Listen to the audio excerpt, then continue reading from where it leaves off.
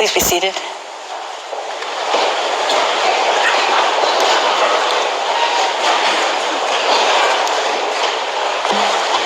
Sitting is open.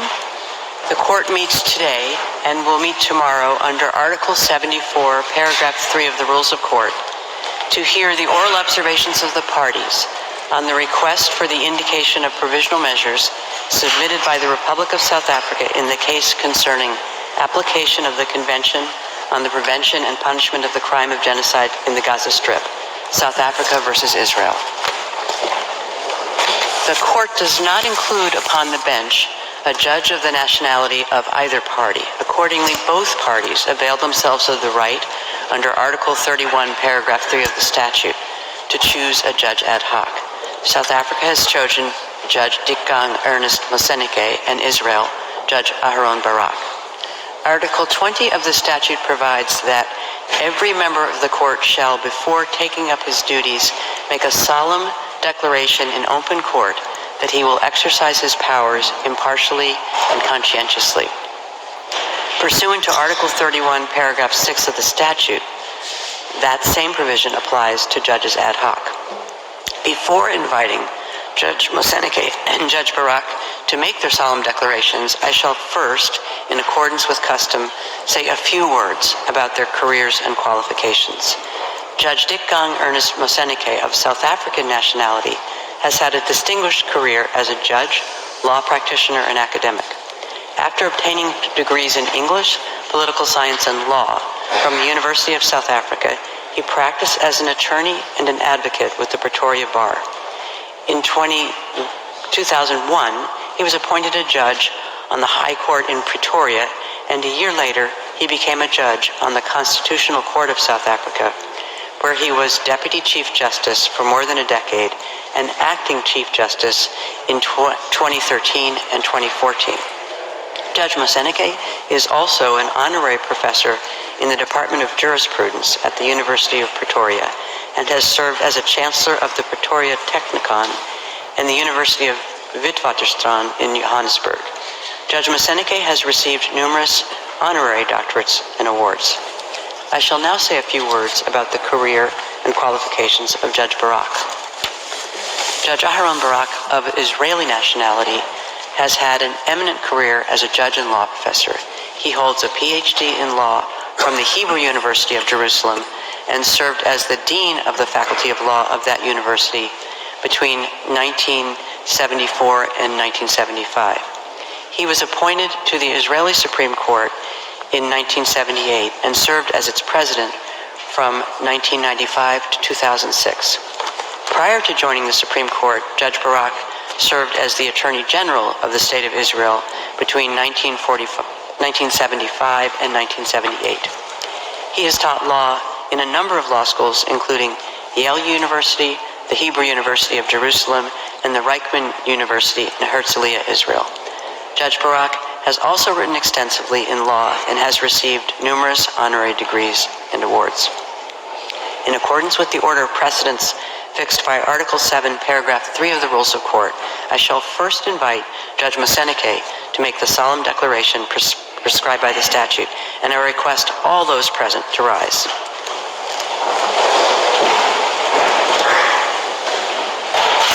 Judge Moseneke, you have the floor.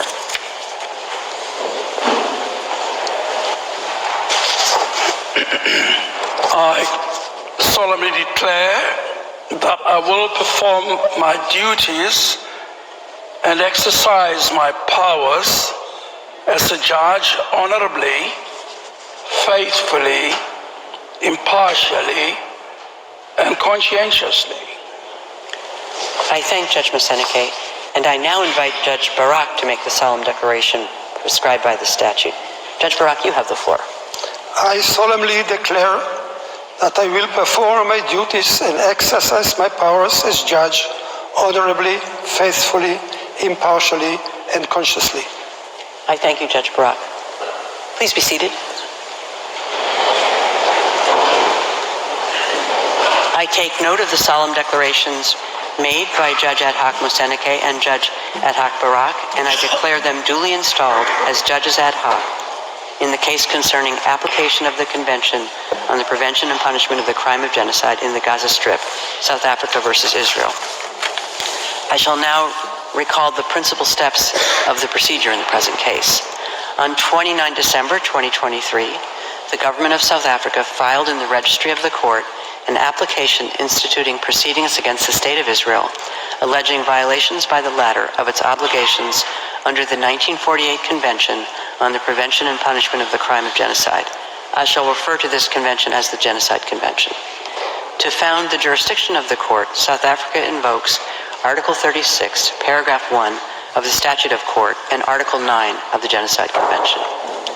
South Africa states that its applications concerns acts threatened, adopted, condoned, taken, and being taken by the government and military of Israel against the Palestinian people, a distinct national, racial, and ethnical group, in the wake of the attacks in Israel on 7 October 2023.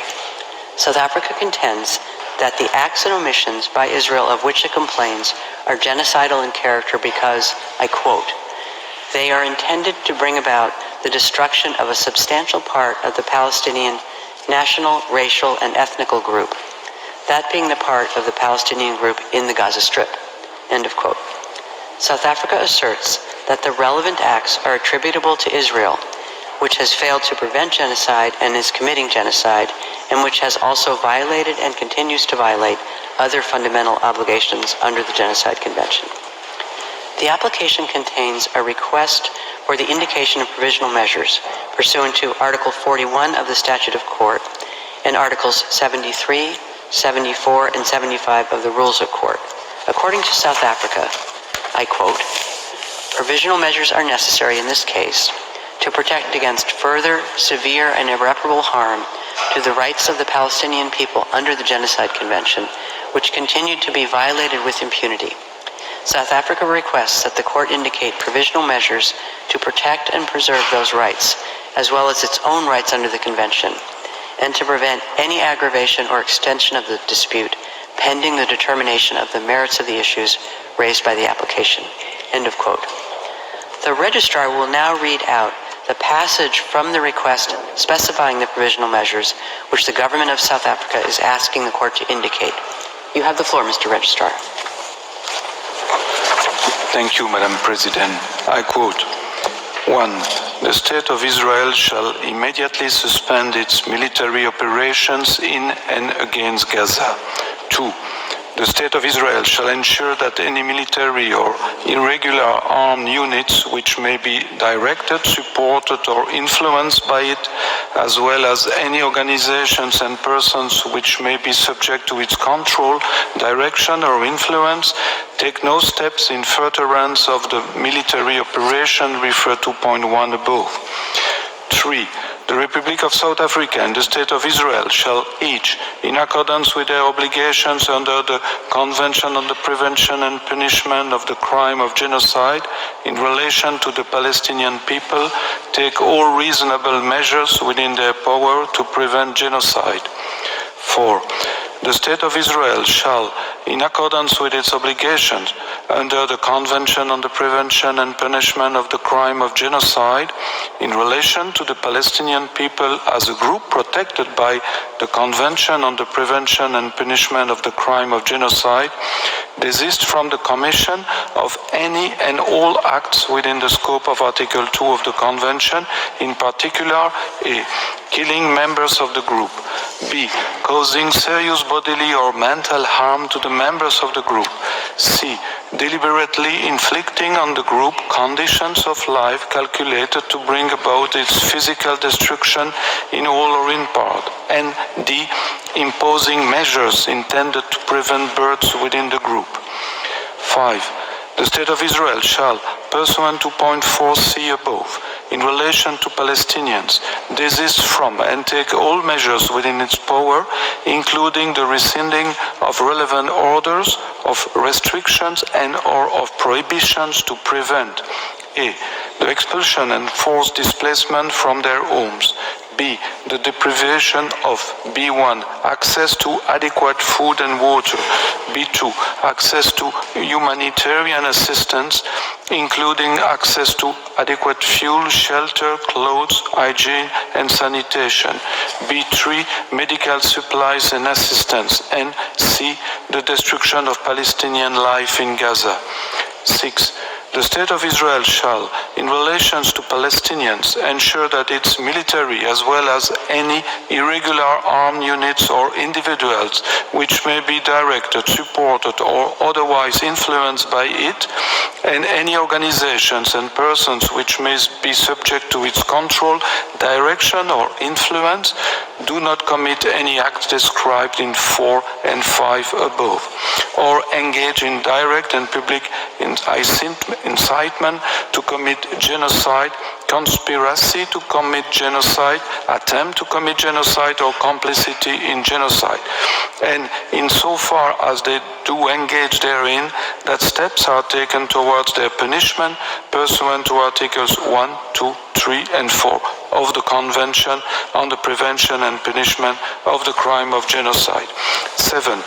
The State of Israel shall take effective measures to prevent the destruction and ensure the preservation of evidence related to allegations of acts within the scope of Article 2 of the Convention on the Prevention and Punishment of the Crime of Genocide.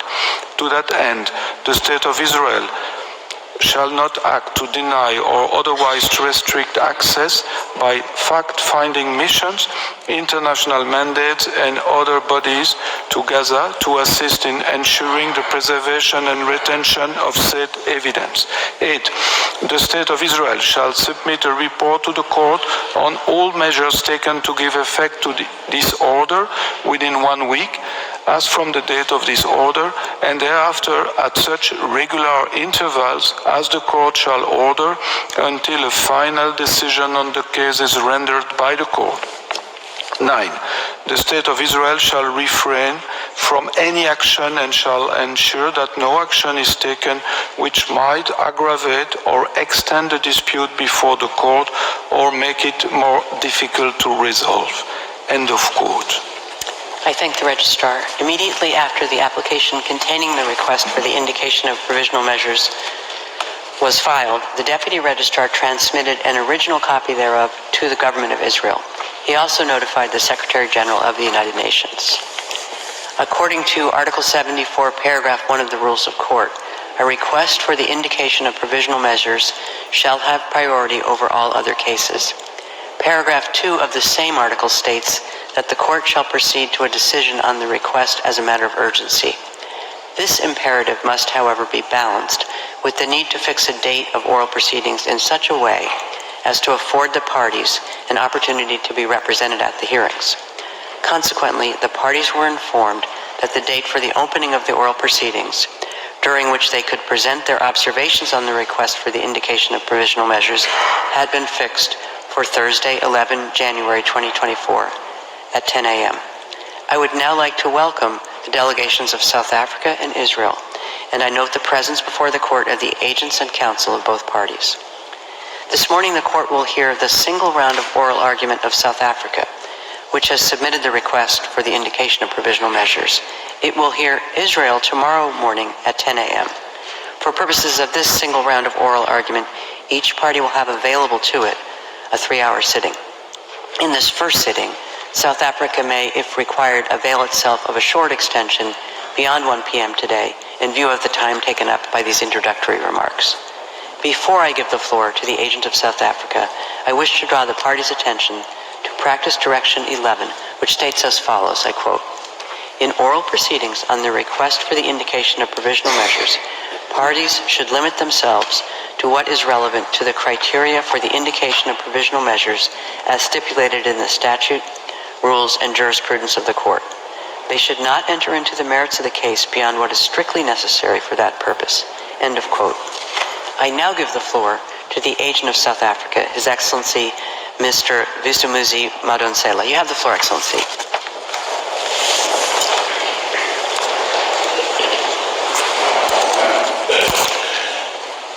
Madam President, distinguished members of the court, it is an honor and a privilege for me to appear before you today on behalf of the Republic of South Africa.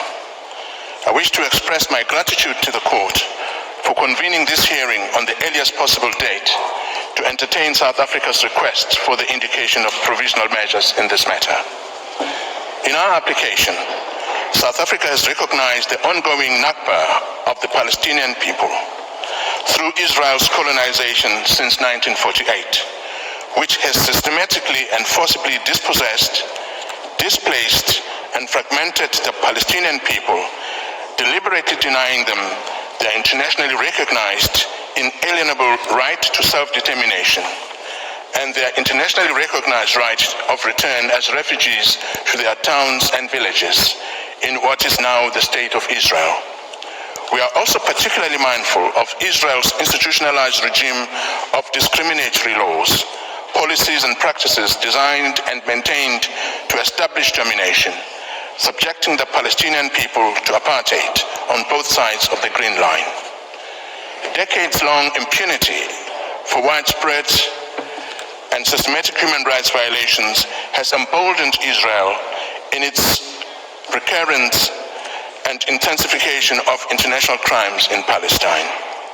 At the outset, South Africa acknowledges that the genocidal acts and omissions by the State of Israel inevitably form part of a continuum of illegal acts perpetrated against the Palestinian people since 1948.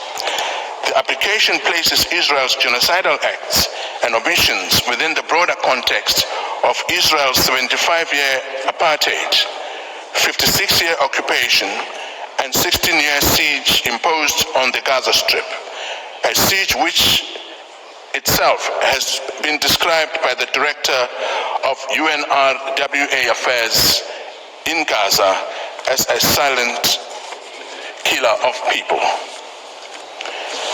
As the Committee on the Elimination of Racial Discrimination warned on December 21st, hate speech and dehumanizing discourse targeted at Palestinians is raising severe concerns regarding Israel and other states' parties' obligation to prevent crimes against humanity and genocide in the Gaza Strip.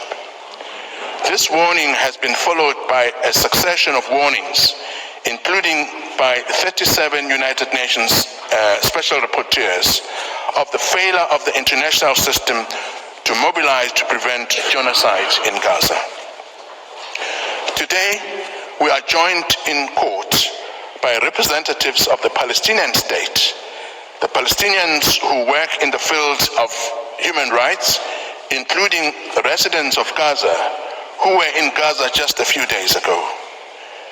They are some of the lucky ones who managed to get out of Gaza. Their future and the future of their fellow Palestinians who are still in Gaza depend on the decision this court will make on this matter. With the leave of the court, I now call upon His Excellency Mr. Ronald Lamola, Minister of Justice of the Republic of South Africa, to make South Africa's substantive opening remarks. I thank the agent of South Africa for his statement, and I now invite the Minister of Justice and Correctional Services for the Republic of South Africa, His Excellency Mr. Ronald Lamola, to take the floor. You have the floor, Excellency. Thank you, Madam President, and distinguished members of the court. It is an honor for me to stand here in front of you on behalf of the Republic of South Africa on this exceptional case. In extending our hands across the miles to the people of Palestine, we do so in full knowledge that we are part of a humanity that is at one. These were the words of our founding president, Nelson Mandela. This is the spirit in which South Africa acceded to the Convention on the Prevention and Punishment of Crime of Genocide in 1998. This is the spirit in which we approach this court as a contracting party to the Convention. This is a commitment we owe to the people of Palestine and Israelis alike. As previously mentioned, the violence and the destruction in Palestine and Israel did not begin on the 7th of October 2023. The Palestinians have experienced systematic oppression and violence for the last 76 years. On 6 October 2023, and every day since October the 7th, 2023. In the Gaza Strip, at least since 2004, Israel continues to exercise control over the airspace, territorial waters, land crossing, water, electricity, and civilian infrastructure, as well as over key government functions. Entry and exit by air and sea to Gaza is strictly prohibited, with Israel operating the only two crossing points. Given that continuing effective control by Israel and over the territory of Gaza, Israel is still considered by international community to be under belligerent occupation by Israel.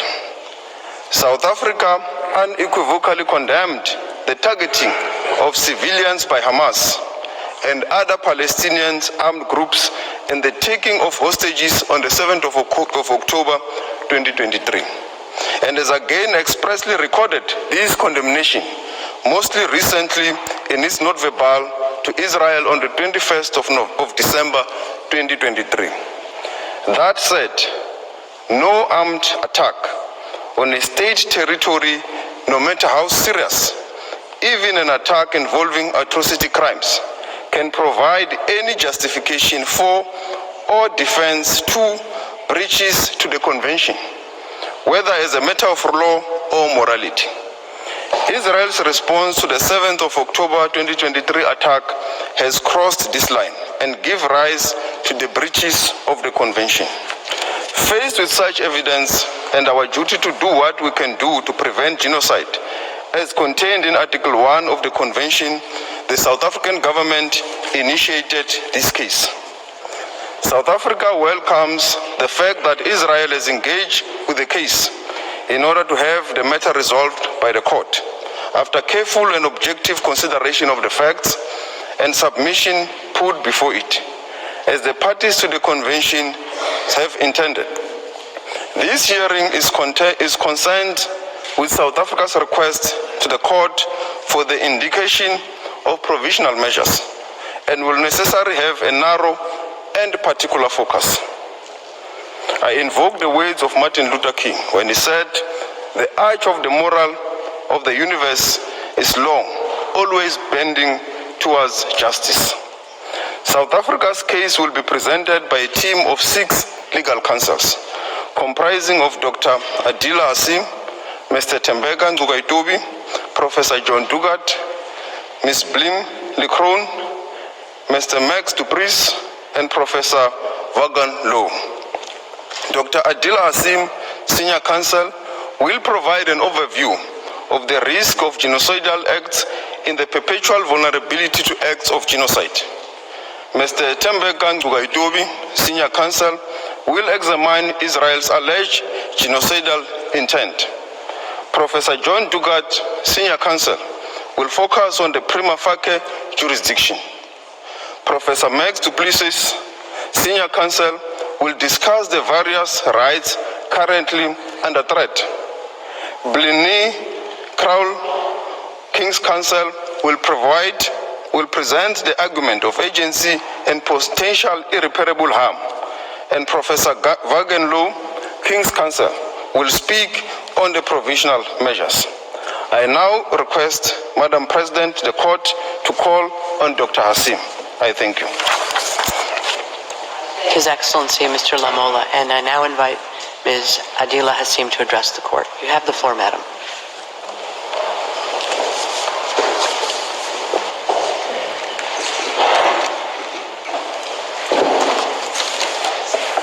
Thank you. Madam President, distinguished members of the court, it is a privilege to appear on behalf of the Republic of South Africa in this case of exceptional importance. It's a case that underscores the very essence of our shared humanity as expressed in the preamble to the Genocide Convention.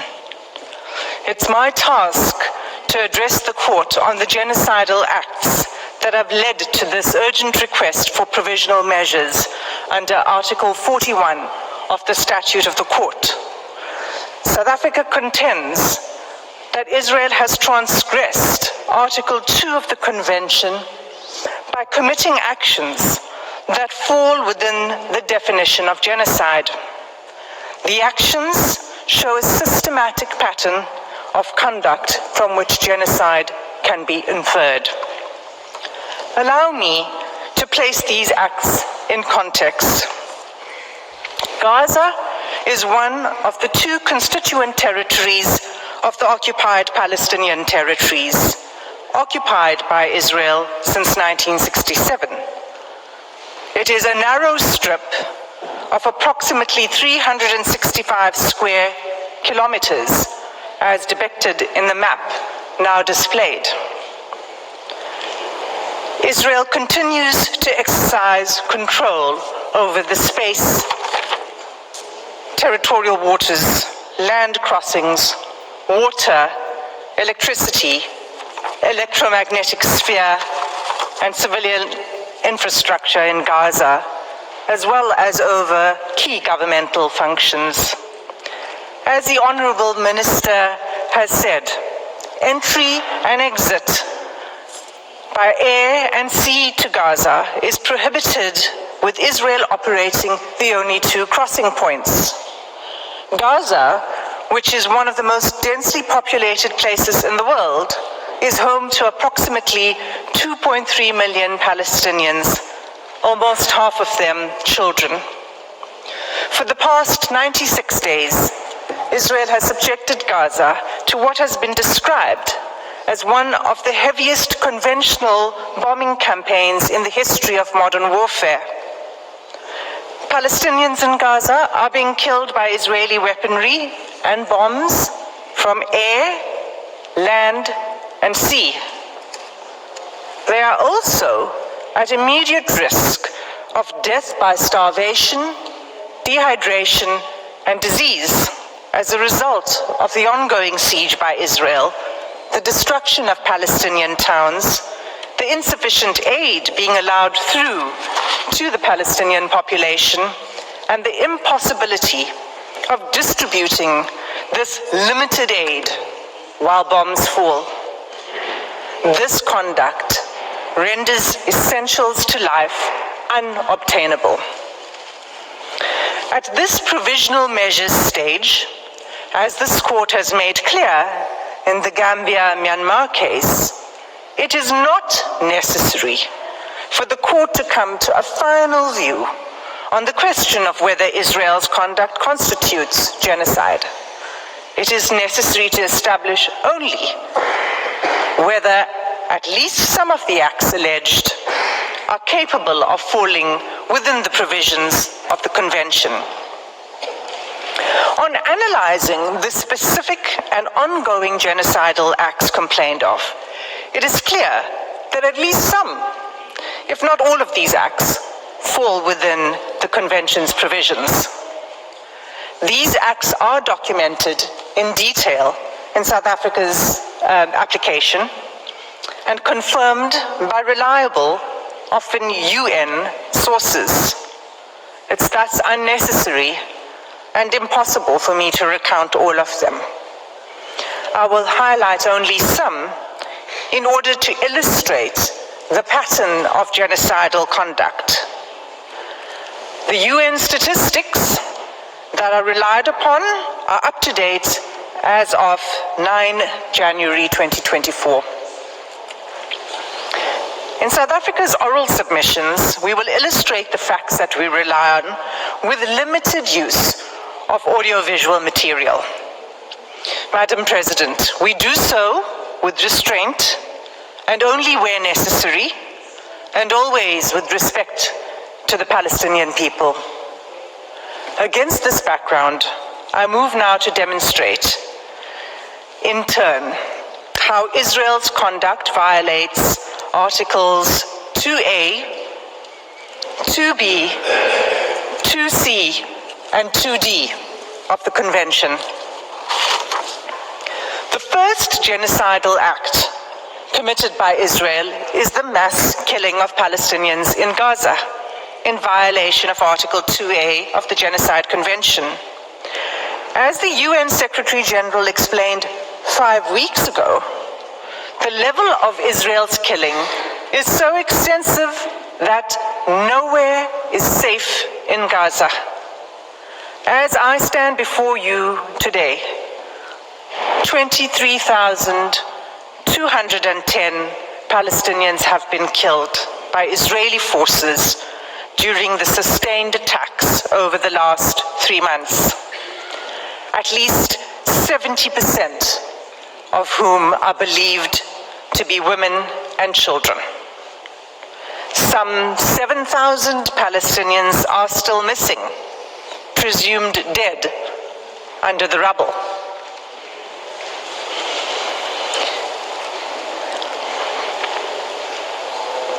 Palestinians in Gaza are subjected to relentless bombing wherever they go.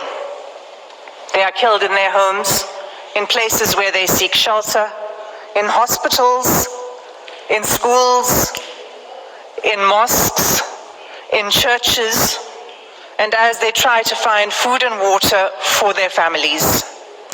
They have been killed if they failed to evacuate in the places to which they have fled, and even while they attempted to flee along Israeli-declared safe routes. The level of killing is so extensive that those whose bodies are found are buried in mass graves, often unidentified. In the first 3 weeks alone, following 7 October, Israel deployed 6,000 bombs per week. At least 200 times it has deployed 2,000-pound bombs in southern areas of Palestine designated as safe. These bombs have also decimated the north, including refugee camps. 2,000-pound bombs are some of the biggest and most destructive bombs available. They are dropped by lethal fighter jets that are used to strike targets on the ground by one of the world's most resourced armies.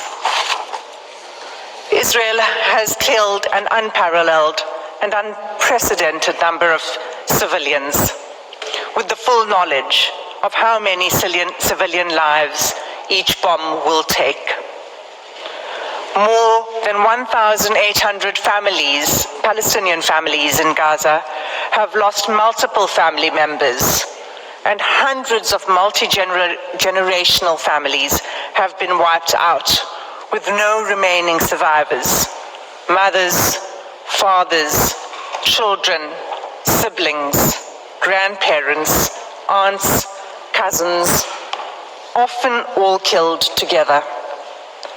This killing is nothing short of destruction of Palestinian life. It is inflicted deliberately.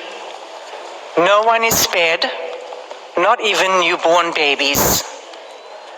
The scale of Palestinian child killings in Gaza is such that UN chiefs have described it as a graveyard for children.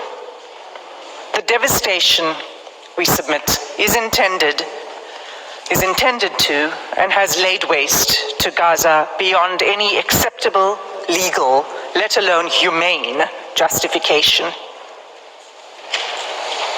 The second genocidal act identified in South Africa's application is Israel's infliction of serious bodily or mental harm to Palestinians in Gaza in violation of Article 2B of the Genocide Convention.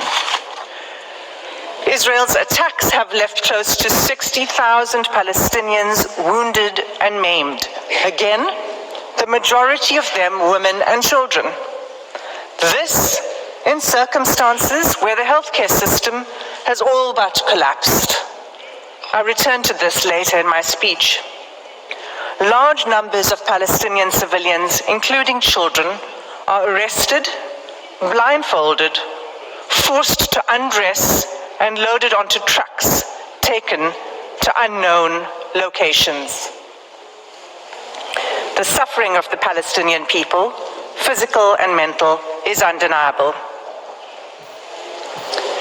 Turning to the third genocidal act under Article 2C.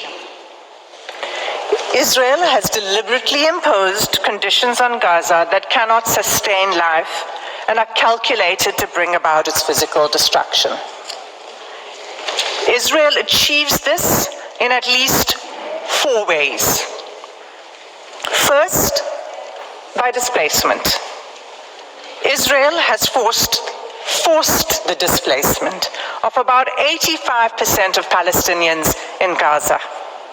There is nowhere safe for them to flee to. Those who cannot leave or refuse to be displaced have either been killed or at extreme risk of being killed in their homes.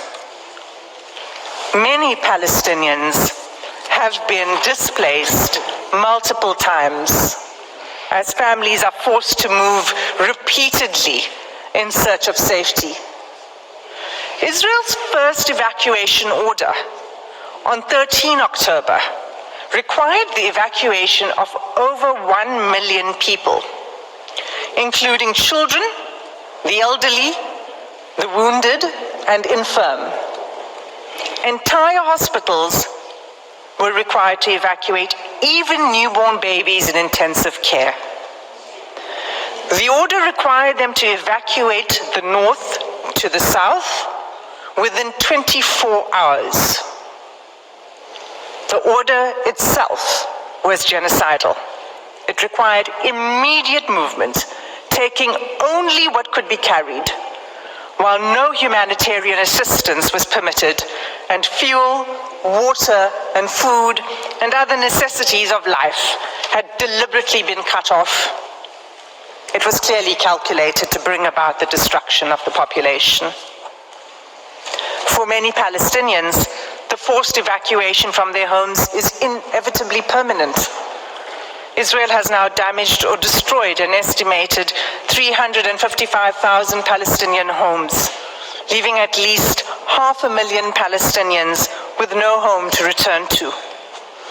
The Special Rapporteur on the Human Rights of Internally Displaced Persons explains that houses and infrastructure, I quote, have been razed to the ground, frustrating any realistic prospects for displaced Gazans to return home, repeating a long history of mass forced displacement of Palestinians by Israel.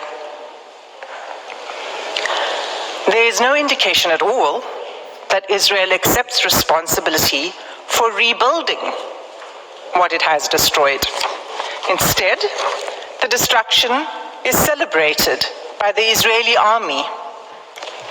Soldiers film themselves joyfully detonating entire apartment blocks and town squares, erecting the Israeli flag over the wreckage, seeking to re-establish Israeli settlements on the rubble of Palestinian homes, and thus extinguishing the very basis of Palestinian life in Gaza.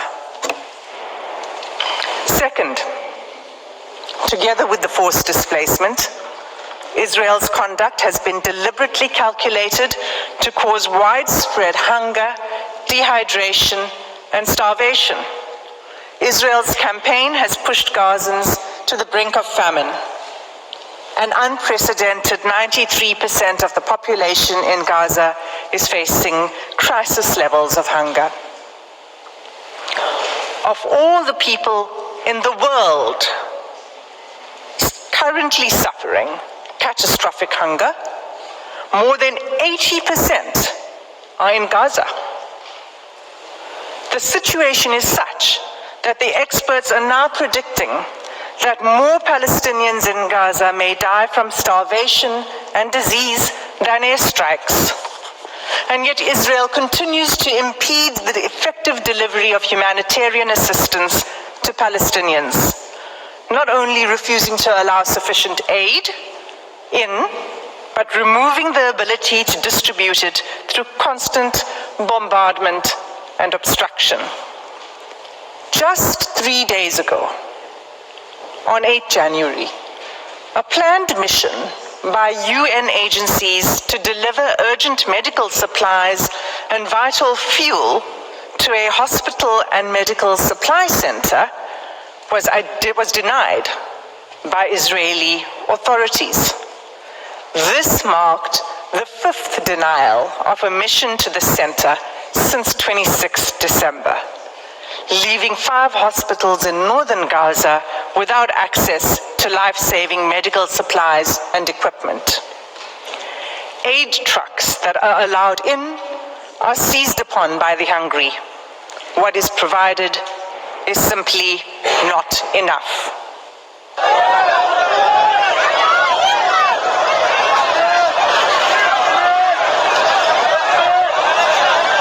Madam President, members of the court, this is an image of an aid truck arriving in Gaza. Third, Israel has deliberately inflicted conditions in which Palestinians in Gaza are denied adequate shelter, clothes, or sanitation. For weeks, there have been acute shortages of clothes, bedding, blankets, and critical non-food items. Clean water is all but gone, leaving far below the amount required to safely drink, clean, and cook. Accordingly, the WHO has stated that Gaza is experiencing soaring rates of infectious disease outbreaks. Cases of diarrhea in children under 5 years of age have increased 2,000% since hostilities began. When combined and left untreated, malnutrition and disease create a deadly cycle. The 4th genocidal act under Article 2B is Israel's military assault on Gaza's healthcare system, which renders life unsustainable. Even by 7 December, the UN Special Rapporteur on the right to health noted that the healthcare of infrastructure in the Gaza Strip has been completely obliterated. Those wounded by Israel in Gaza are being deprived of life-saving medical care. Gaza's healthcare system, already crippled by years of blockade and prior attacks by Israel, is unable to cope with the sheer scale of the injuries. Finally, the UN Special Rapporteur on Violence Against Women and Girls has pointed to acts committed by Israel that would fall under the 4th category of genocidal acts in Article 2D of the Convention. On 22 November, she expressly warned the following: the reproductive violence inflicted by Israel on Palestinian women, newborn babies, infants, and children could be qualified as acts of genocide under Article 2 of the Genocide Convention, including imposing measures intended to prevent births within a group. Israel is blocking the delivery of life-saving aid, including essential medical kits for delivering babies, in circumstances where an estimated 180 women are giving birth in Gaza each day. Of these 180 women, the WHO warns that 15% are likely to experience pregnancy or birth-related complications and need additional medical care. That care is simply not available.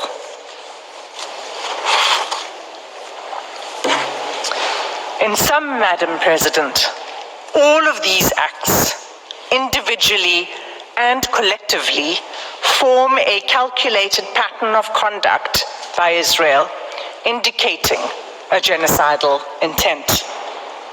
This intent is evident from Israel's conduct in specially targeting Palestinians living in Gaza, using weaponry that causes large-scale homicidal destruction, as well as targeted sniping of civilians, designating safe zones for Palestinians to seek refuge, and then bombing these, depriving Palestinians in Gaza of basic needs: food, water, healthcare, fuel, sanitation, and communications, destroying social infrastructure, homes, schools, mosques, churches, hospitals, and killing, seriously injuring, and leaving large numbers of children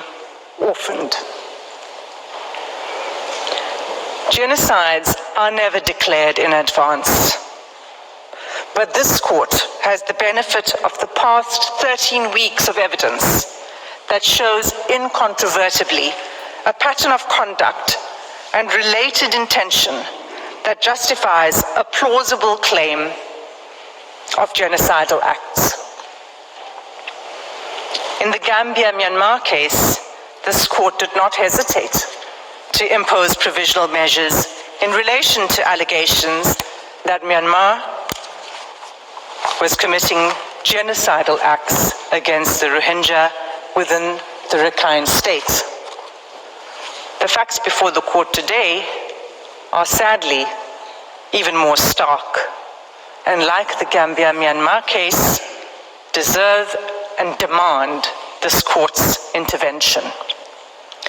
Every day, there is mounting irreparable loss of life, property, dignity, and humanity for the Palestinian people. Our news feeds show graphic images of suffering that has become unbearable to watch. Nothing will stop the suffering except an order from this court. Without an indication of provisional measures, the atrocities will continue, with the Israeli Defense Force indicating that it intends pursuing this course of action for at least a year.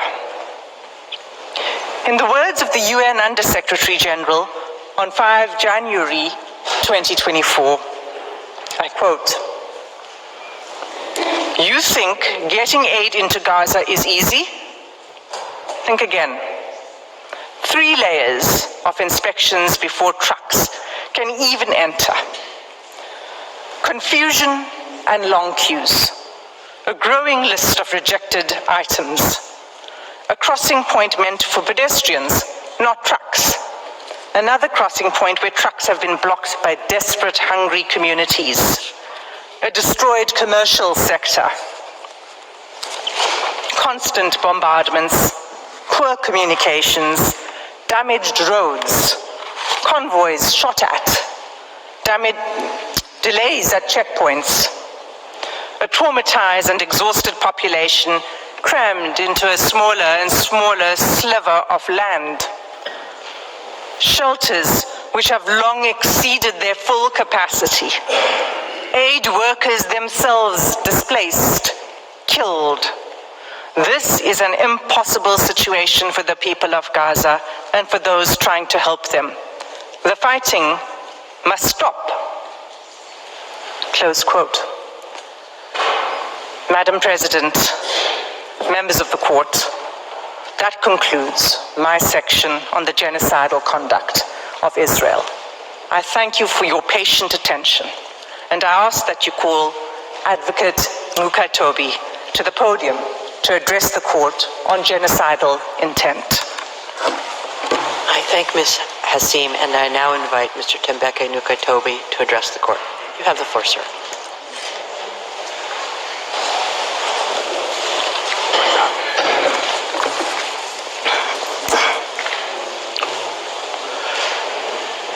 Madam President and distinguished members of the court, it is a privilege to appear before the court on behalf of South Africa. I will address Israel's genocidal intent. At this stage, the court is not required to determine that the only inference to be drawn from the available evidence is genocidal to order provisional measures, as that is to decide the merits.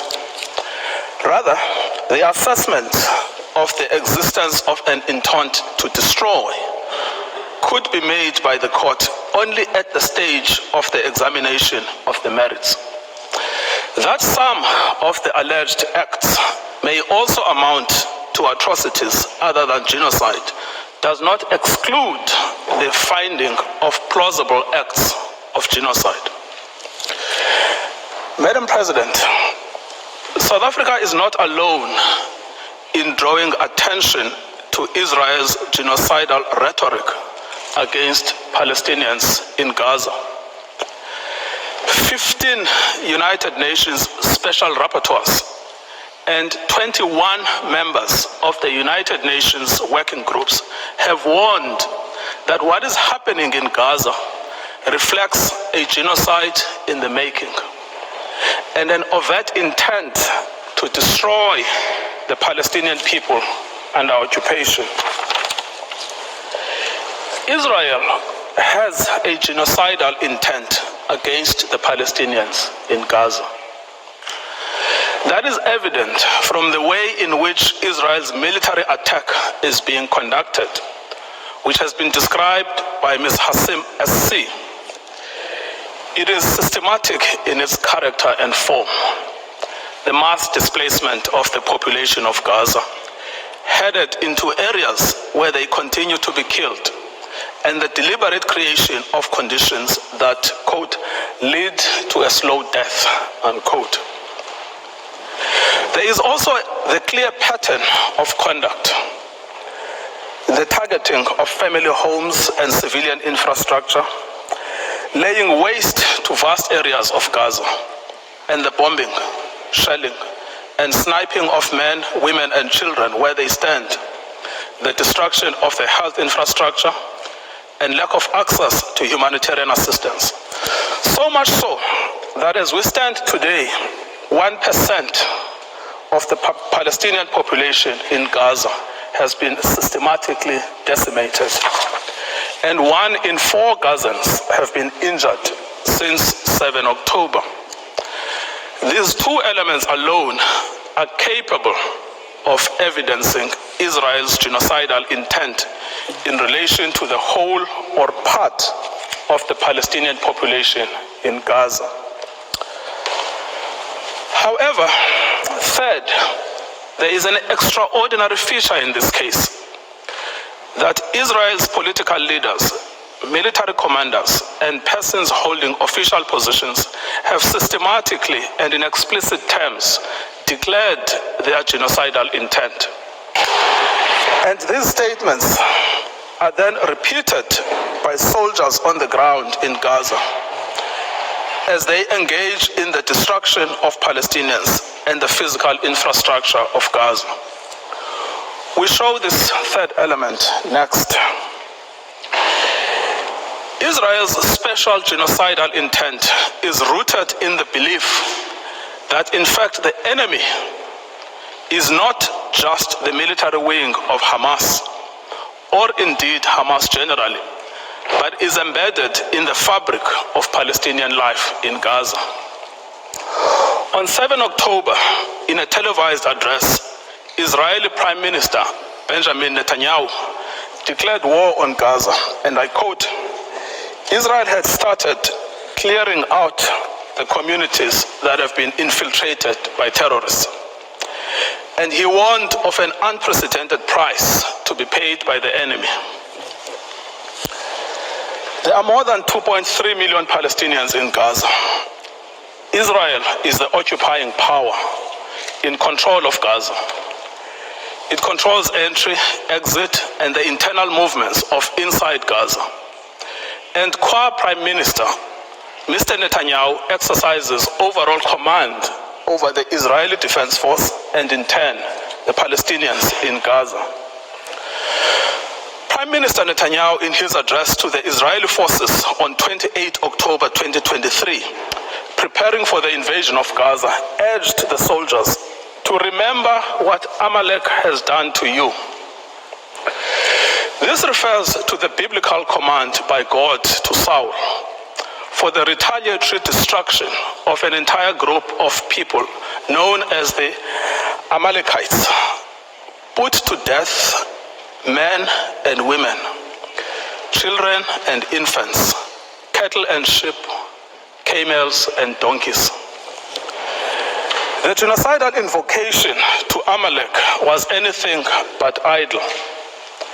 It was repeated by Mr. Netanyahu in a letter to the Israeli Armed Forces on 3 November 2023. Madam President, let the Prime Minister's words speak for themselves.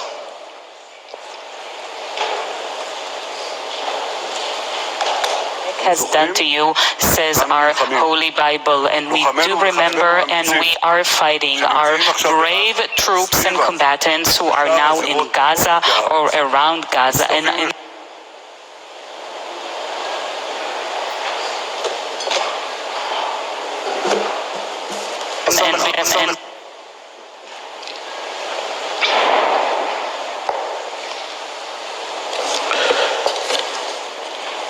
The Deputy Speaker of the Knesset, Israel's parliament, has called for the erasure of the Gaza Strip from the face of the earth. The Defense Force agrees. On 9 October, the Defense Minister, Yoav Gallant, gave a situation update to the army, where he said that as Israel was imposing a complete siege on Gaza, there would be no electricity, no food, no water, no fuel. Everything would be closed because Israel is fighting human animals.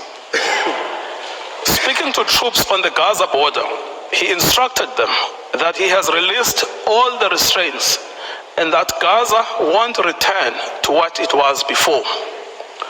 We will eliminate everything. We will reach all places. Eliminate everything.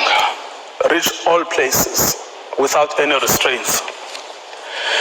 The theme of destruction of human animals was reiterated by an Israeli army coordinator of government activities in the territories on 9 October 2023, who, in an address to Hamas and the residents of Gaza, stated that Hamas has become ISIS and that the citizens of Gaza are celebrating instead of being horrified.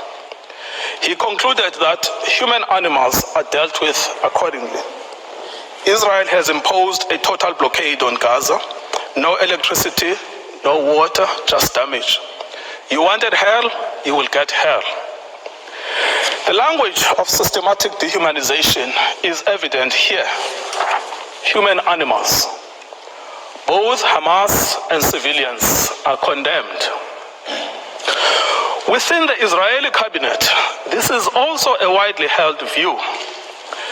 The Minister of Energy and Infrastructure, Israel Katz, called for the denial of water and fuel, as this is what will happen to a people of children killers and slaughterers. This admits of no ambiguity. It means to create conditions of death of the Palestinian people in Gaza. To die a slow death because of starvation and dehydration, or to die quickly because of a bomb attack or snipers, but to die nevertheless. In fact, Heritage Minister Amichai Eliyahu said that Israel must find ways for Gazans that are more painful than death. It is no answer to say that neither are in command of the army. They are ministers in the Israeli government. They vote in the Knesset and are in a position to shape state policy. The intent to destroy Gaza has been nurtured at the highest levels of state, as President Isaac Herzog has joined the ranks of those signing bombs destined for Gaza. Having previously noted that the entire population in Gaza is responsible and that this rhetoric about civilians not aware, not involved is absolutely not true, we will fight until we break their backbone. Later attempts by the president and others to neutralize this speech have not altered the sting of his words, which was to tar all Palestinians as responsible for the actions of Hamas. Nor, as I will show below, has it affected how state policy is understood within government. The Minister of National Security repeated the president's statements that Hamas and civilians are responsible in equal measure. On 10 November 2023, in a televised interview, he stated that when we say that Hamas should be destroyed, it also means those who celebrate, those who support, and those who hand out candy. They are all terrorists, and they should also be destroyed. These are orders to destroy and to maim what cannot be destroyed. These statements are not open to neutral interpretations or after-the-fact rationalizations and reinterpretations by Israel. The statements were made by persons in command of the state. They communicated state policy. It is simple. If the statements were not intended, they would not have been made. The genocidal intent behind these statements is not ambiguous to the Israeli soldiers on the ground. Indeed, it is directing their actions and objectives. On 7 December 2023, Israeli soldiers proved that they understood the Prime Minister's message to remember what the Amalek has done to you as genocidal. They were recorded by journalists dancing and singing. We know our motto, there are no uninvolved, that they obey one commandment, to wipe off the seed of Amalek. The Prime Minister's invocation of Amalek is being used by soldiers to justify the killing of civilians, including children. These are the soldiers repeating the inciting words of their Prime Minister.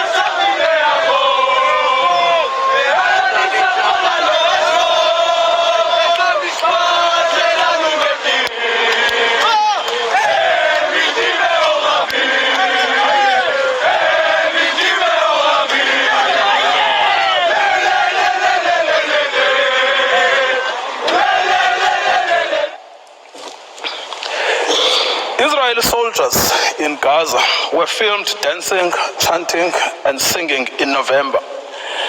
May their village burn, may Gaza be erased. There is now a trend among the soldiers to film themselves committing atrocities against civilians in Gaza in a form of snuff video. One recorded himself detonating over 50 houses in Shujaiya. Other soldiers were recorded singing, "We will destroy all of Khan Yunis and this house. We will blow it up for you and for everything you do for us." These are the soldiers putting into effect their command.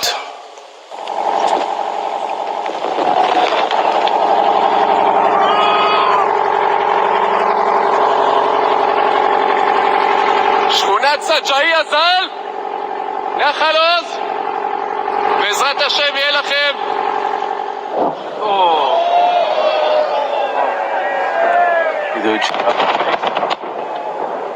חטיבה 828, מרינה סג'אעיה שלום.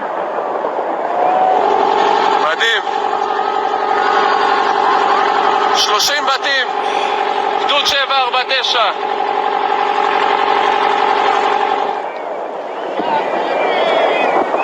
כאן מתחיל הניצחון.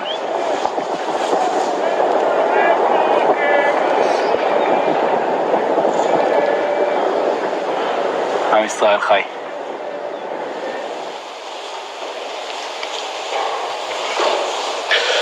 The commanders of the army are also of the same mind. Israeli army commander Yair Ben David has stated that the army had done in Beit Hanun and did there as Shimon and Levi did in Nablus, and that the entire Gaza should resemble Beit Hanun.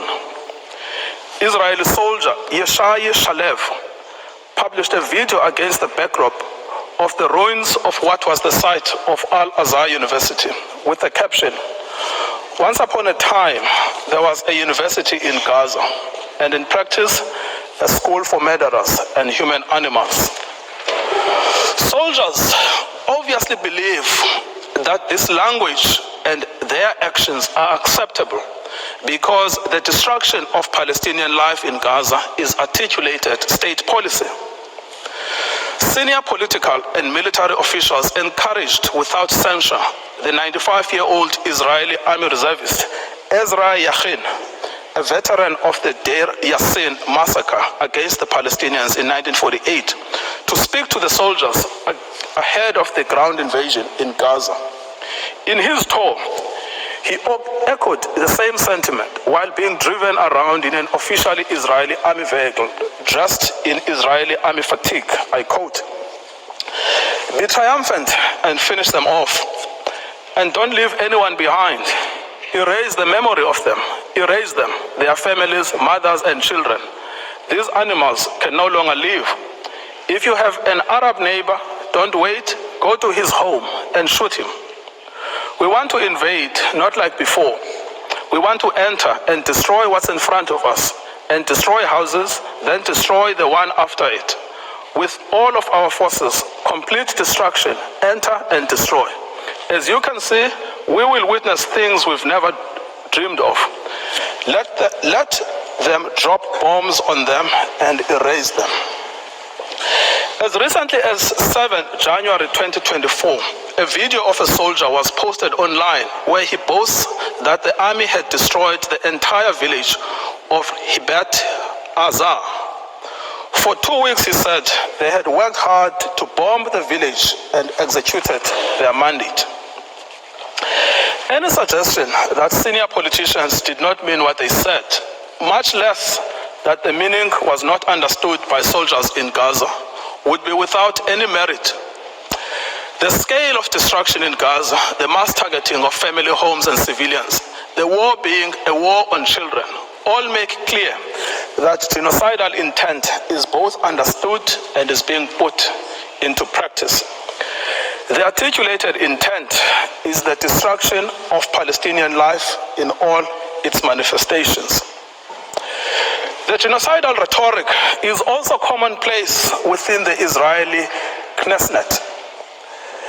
Members of the Knesset have repeatedly called for Gaza to be wiped out, flattened, erased, and crushed on all its inhabitants. They have deplored anyone feeling sorry for the uninvolved Gazans, asserting repeatedly that there are no uninvolved, that there are no innocents in Gaza, that the killers of the women and children should not be separated from the citizens of Gaza, and that the children of Gaza have brought this upon themselves, and that there should be one sentence for everyone there, death. Finally, the lawmakers have called for mercilessly bombing from the air, with some advocating for the use of nuclear doomsday weapons, and a Nakba that will overshadow the Nakba of 48. The Prime Minister's genocidal speech has gained ground among some elements of civil society. A famous singer has repeated Mr. Netanyahu's Amalek reference, stating that Gaza must be wiped out and be destroyed with every Amalek seed. We simply must destroy all of Gaza and exterminate everyone who is there. Another has called to erase Gaza, not leave a single person there. Journalists and commentators have announced that the woman is an enemy, the baby is an enemy, the pregnant woman is an enemy. That it is necessary to turn the strip into a slaughterhouse, to demolish every house our soldiers come across, exterminate everyone. The The intentional failure of the government of Israel to condemn, prevent, and punish such genocidal incitement constitutes in itself a grave violation of the Genocide Convention. We should recall, Madam President, that in Article 1 of the Convention, Israel confirmed that genocide, whether committed in time of peace or in time of war, is a crime under international law. And it undertook to prevent and to punish it as such. This failure to prevent, condemn, and punish such speech by the government has served to normalize genocidal rhetoric and extreme danger for Palestinians within Israeli society.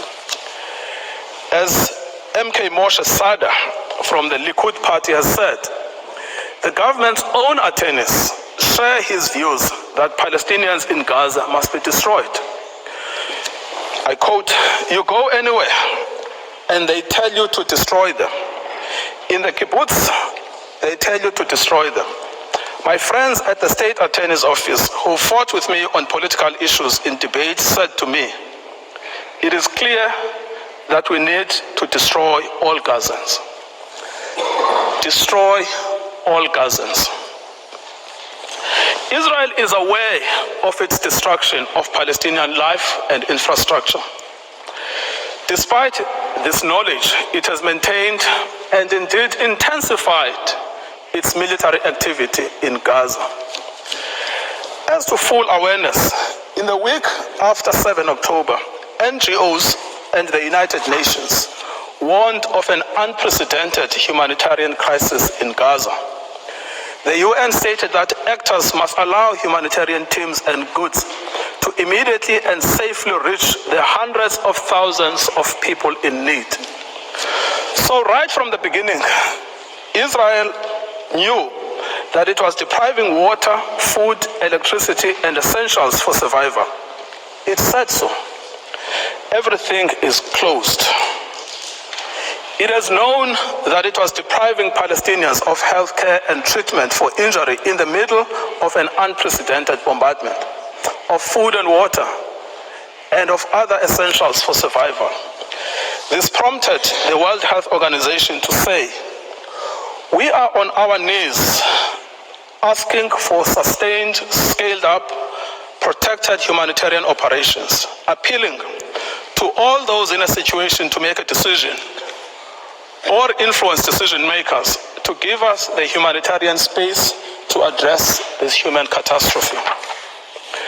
Despite this knowledge, Israel continues to target infrastructure essential for survival: water and sanitation infrastructure, solar panels, bakeries, mills, crops. It bombs hospitals, decimating the healthcare system. It targets aid workers and the infrastructure of the United Nations. It is because of the policy of Israel that Gaza has become a place of death and despair. In conclusion, Madam President, many propagators of grave atrocities have protested that they were misunderstood, that they did not mean what they said, and that their own words were taken out of context. What state would admit to a genocidal intent? Yet, the distinctive feature of this case has not been the silence as such, but the reiteration and repetition of genocidal speech throughout every sphere of state in Israel. We remind the court of the identity and authority of the genocidal inciters: the Prime Minister, the President, the Minister of Defense, the Minister of National Security, the Minister of Energy and Infrastructure, members of the Knesset, senior army officials, and foot soldiers. Genocidal utterances are therefore not out in the fringes. They are embodied in state policy. The intent to destroy is plainly understood by soldiers on the ground. It is also fully understood by some within the Israeli society, with the government facing criticism for allowing in any aid to Gaza on the basis that it is recanting on its promise to starve Palestinians. Any suggestion that Israeli officials did not mean what they said or were not fully understood by soldiers and civilians alike to mean what they said should be rejected by this court. The evidence of genocidal intent is not only chilling, it is also overwhelming and incontrovertible. Madam President, it is now my honor to request you to call Mr. John Dugard on the subject of jurisdiction. I thank Mr. Ngukai Toby, and I now invite Professor John Dugard to take the floor. You have the floor, Professor.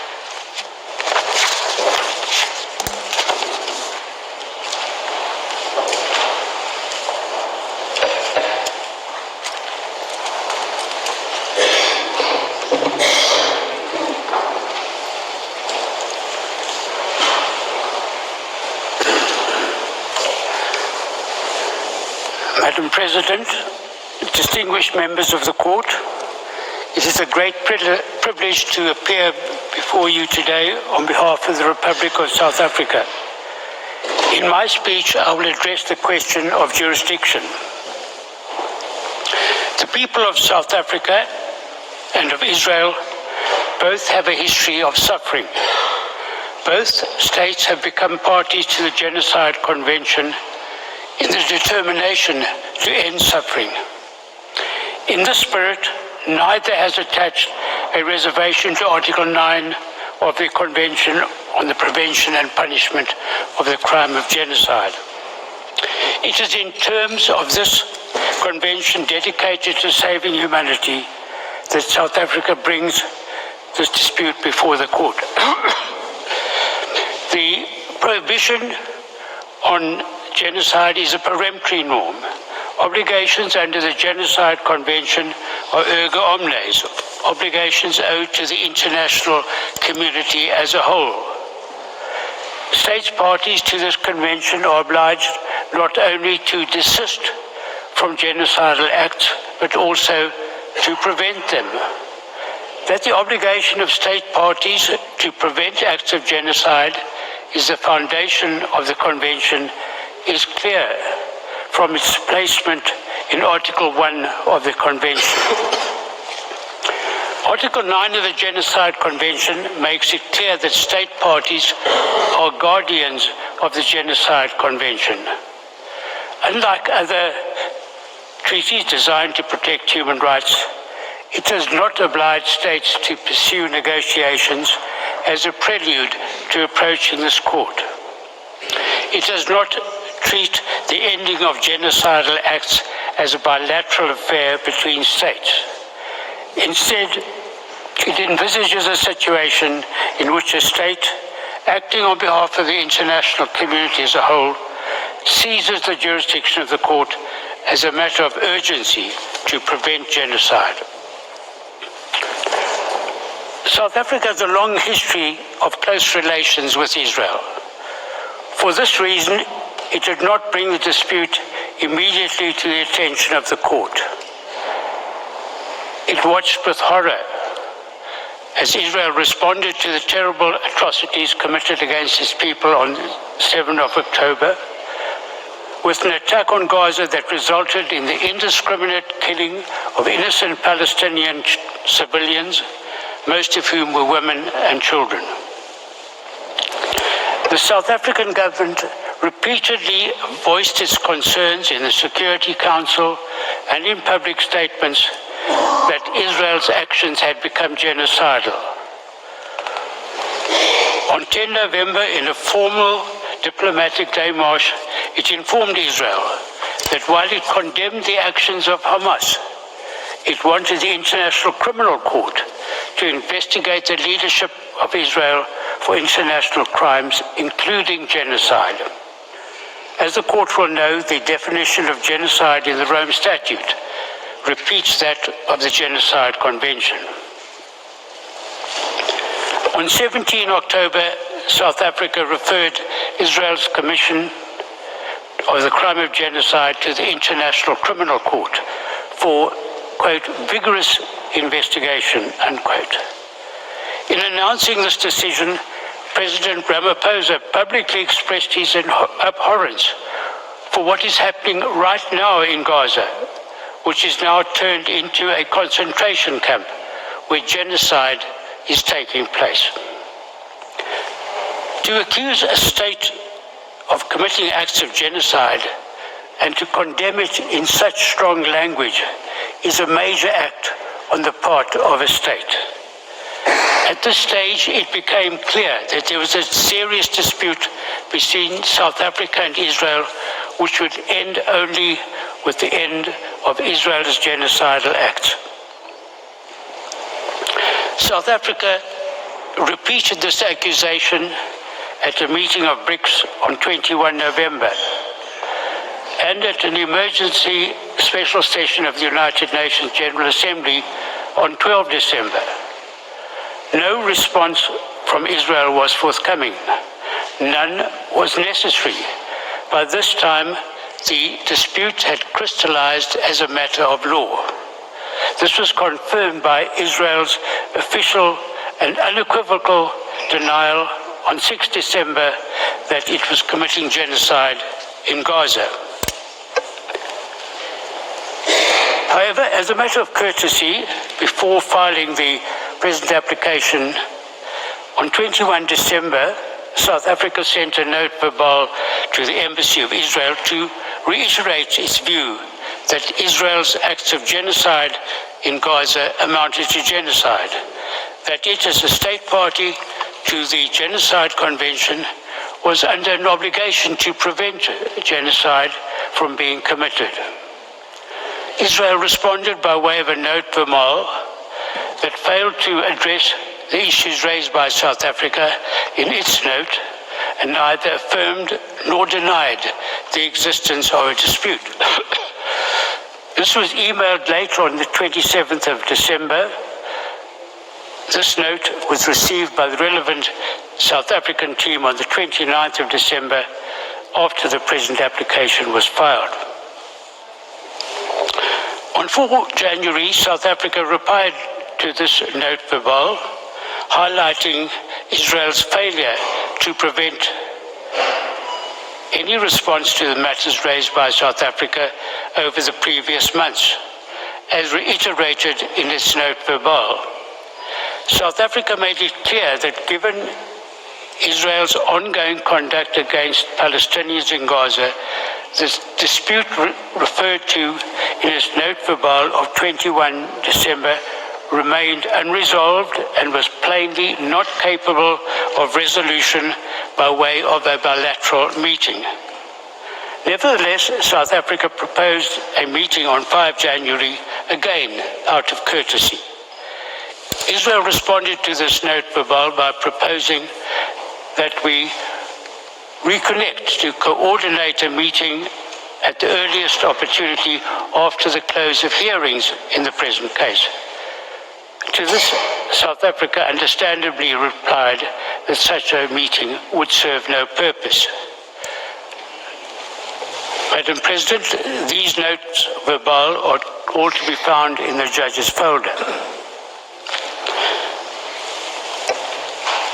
The existence of a dispute is a matter to be determined by an objective determination of the facts as they existed at the time of the filing of the application. At this time, South Africa had already accused Israel in the Security Council, the General Assembly, and other public fora of engaging in genocidal acts. It had conducted a diplomatic démarche on Israel, warning it that it viewed its conduct as genocidal. It had requested the International Criminal Court to vigorously investigate crimes under the Genocide Convention committed by Israel in the Gaza Strip, and it accused Israel inter alia of the deliberate targeting of civilians, intentionally causing starvation and impeding relief supplies. It had accused Israel leaders of expressing, quote, the intent of committing genocide. Israel had flatly denied South Africa's accusations. Despite these harsh accusations, Israel has persisted in its genocidal acts against the population of Gaza. What more evidence could be required to establish a dispute? It is precisely because of a situation of this kind, affecting the international community as a whole, that Article 9 of the Genocide Convention does not require negotiations as a precondition to seizing the jurisdiction of the court. Certainly, a respondent state cannot prevent a referral to the court by claiming that there is no dispute and that it wants discussions on this matter when the existence of the dispute is clear. For a state to insist on a time frame for negotiations would simply be a license to commit genocide and would run counter to the object and purpose of the Genocide Convention. Madam President, the question of the crystallization of a dispute has been addressed by this court in preliminary objections at the merit stage where the burden of proof is higher.